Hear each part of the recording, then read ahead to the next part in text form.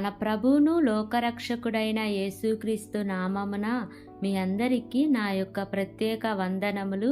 ఈ ఉదయకాల సమయమున దేవుడు మనకిస్తున్నటువంటి వాగ్దానమును చదువుకుందాం.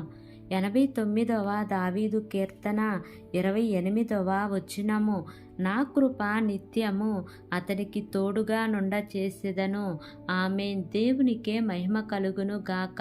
ఈ ఉదయకాల సమయమున దేవాతి దేవుడు ఈ యొక్క వాగ్దానము ద్వారా మనందరితో మాట్లాడుతూ ఉన్నారు. ఈ యొక్క వాక్యమును మనం జ్ఞాపకం చేసుకుంటే, నా కృప నిత్యము అతనికి తోడుగా నుండ చేసేదను. దేవుని యొక్క కృప మనకు తోడుగా ఉంటే ఆ రోజు, ఆ దినము, ప్రతి క్షణము మన జీవితాలలో ఆనందమే, సంతోషమే. ఏ పని చేసినా ప్రతి ప్రయత్నాలన్నిటిలో కూడా దేవుడు సఫలం చేస్తాడు. ఆయన కృప మనకు తోడుగా ఉంటే మన స్థితిగతులు మారతాయి, మన పరిస్థితులు మారతాయి, మన జీవితాలు మారతాయి. మనం అన్నిటిలో కూడా ఆశీర్వదించబడతాము.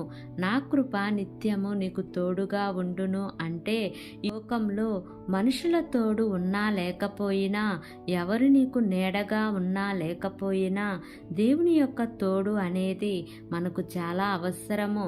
ఆయన మనకు తోడుగా ఉంటే ఎవరు కూడా మనల్ని ఏమి చేయలేరు. మరి దేవుడు దావీదుతో ప్రమాణము చేస్తూ వాగ్దానం ఇచ్చి మాట్లాడుతూ ఉన్నాడు.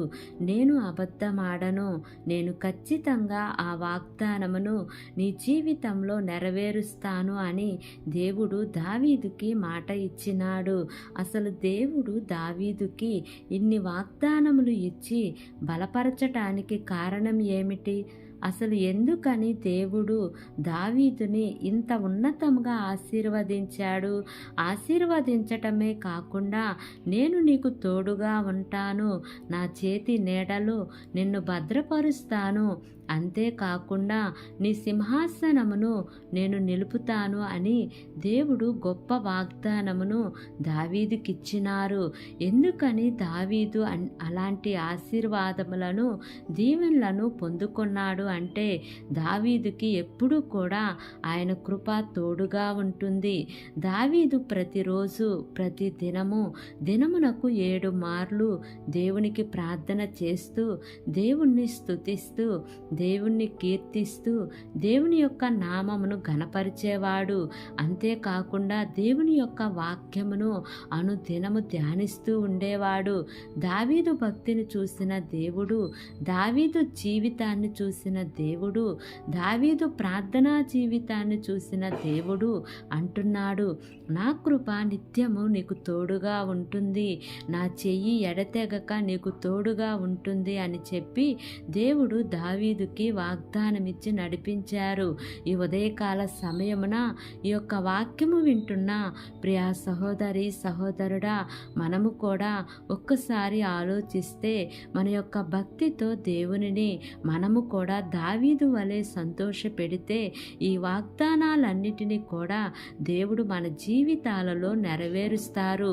ఈ లోకంలో మనుషుల తోడు మనకు ఉన్నా లేకపోయినా, దేవుని తోడు మనకు లేకపోతే మనం ఏమి చేయలేము. మనం జీవిస్తున్నామంటే ఆయన కృప. కాబట్టి ఈ వాగ్దానమును నమ్మి, ఈ వాగ్దానం ప్రకారంగా జీవిద్దాం. దేవుడి వాగ్దానము మనందరి జీవితములలో నెరవేర్చబడును కాక. ఆమేన్. ప్రార్థన చేసుకుందాం. ప్రేమ కలిగిన యేసయ్యా, కృప కలిగిన దేవా, నీకు వందనాలు తండ్రి, నీకు స్తోత్రములు ప్రభువా. ఇంతవరకు నీ కృపలో మమ్మల్ని కాచి కాపాడిన విధానాన్ని బట్టి నీకు వందనాలు తండ్రి. ఈ ఉదయకాల సమయమున మీరు మాకు ఇస్తున్నటువంటి వాగ్దానాన్ని బట్టి నీకు వందనాలు ప్రభా. ఎంతమంది బిడ్డలు ఈ వాక్యమును విని ఈ ప్రార్థనలో ఏకీభవిస్తున్నారో తండ్రి, ప్రతి కుటుంబాన్ని మీరు జ్ఞాపకం చేసుకోండియా. నీ మేలుల చేత వారిని తృప్తిపరచండి దేవా.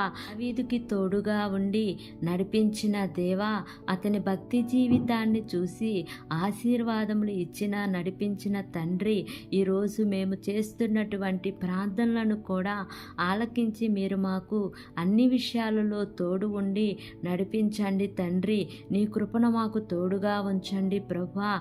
ఈ వాక్యము వింటున్న వారి జీవితాలలో మీ కార్యములను నూతనపరచండి తండ్రి. మా దేశమును, దేశ ప్రజలను, దేశమును పరిపాలిస్తున్న ప్రతి అధికారుల కుటుంబాలను మీరు జ్ఞాపకం చేసుకోండి అయ్యా. నీ మేలుల చేత వారిని తృప్తిపరచండి తండ్రి. అయ్యా, వారికి మంచి ఆరోగ్యమును దయచేయండి అయ్యా. వారు ఏ పని చేసినను సఫలతను మీరు వారికి అనుగ్రహించండి అయ్యా. ఈ దినము నూతనంగా ప్రారంభిస్తున్న ప్రతి కార్యక్రమంలో యేసయ్యా మీరు ముందుండి నడిపించమని, ఈ దినము ప్రయాణం చేస్తున్న ప్రతి బిడ్డకు యేసయ్యా నీ కాపుదల, నీ కృప తోడుగా ఉంచమని, నా యొక్క ప్రార్థన ఆలకించి అంగీకరించమని నజరేయుడైన యేసు అతి పరిశుద్ధ నామమున అడిగి వేడుకుని పొంది ఉన్నాము తండ్రి. Amen, amen, amen. Praise the Lord. God bless you all.